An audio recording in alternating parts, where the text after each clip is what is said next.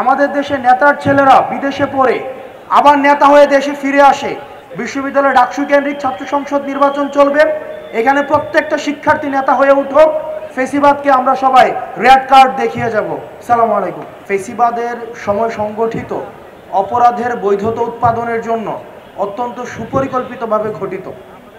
আপনারা দেখেছেন যে বিশ্ববিদ্যালয়ে আমাদের যে সিট সমস্যাটি রয়েছে, আমি সময় যেহেতু কম, বক্তব্য অত্যন্ত বিরক্তিকর, অনেকক্ষণ ধরে একই কথা হচ্ছে, সরাসরি কথায় চলে যাচ্ছি।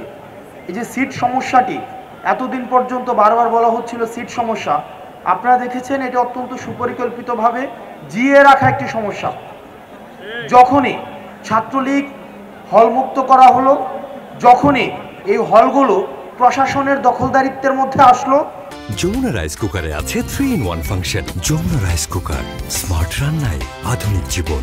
তখনই হচ্ছে এই সিটের সমাধান হয়ে গিয়েছে। আমাদের এই বিশ্ববিদ্যালয়ে আমরা এই যে ফেসিজমের একটি ছোট একটি ভার্সন হচ্ছে ঢাকা বিশ্ববিদ্যালয়।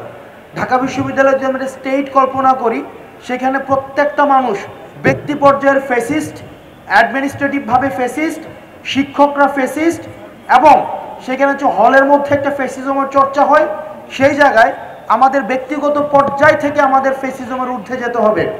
যেমন 4th ইয়ারের পরে যখন একটা ছেলে চলে যায়, বা মাস্টার্সের পরে যখন একটা ছেলে চলে যায়, তখন সে কিভাবে সিটটাকে ধরে রাখতে পারে সেটার জন্য সে বৈধতা উৎপাদন করতে থাকে।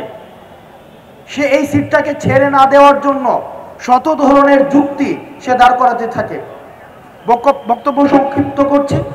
বর্তমান যেই প্রশাসনিক কাঠামো, আপনাদের প্রতি আহ্বান থাকবে, এই যে এই বিশ্ববিদ্যালয়ে খেটে খাওয়া মানুষের ছেলেরা পড়তে আসে, আমাদের দেশের নেতার ছেলেরা বিদেশে পড়ে, বিশ্ববিদ্যালয়ের শিক্ষকদের ছেলেরাও বিদেশে পড়ে। আর নিতান্তই যারা বিশ্ববিদ্যালয়ে পড়ে, নিতান্তই চাওয়া হয় বিশ্ববিদ্যালয়ে না পড়ুক, প্রাইভেটে পড়ুক।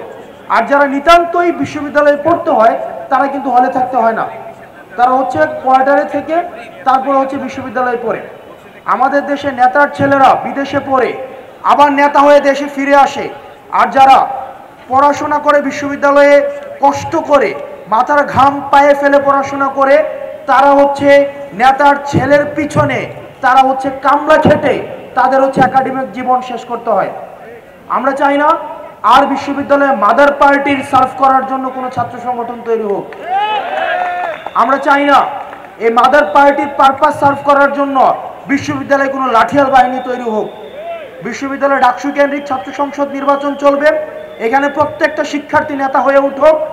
সেখানে প্রত্যেকটা শিক্ষার্থী কোনো দলের নেতা না হয়ে শিক্ষার্থীদের নেতা হয়ে উঠুক। আমরা আর ফেসিজমকে, আমাদের এই বিভাজনের মধ্য দিয়ে ফেসিজম আমাদের মধ্যে আবার গড়ে উঠুক, সেটা আমরা চাই না।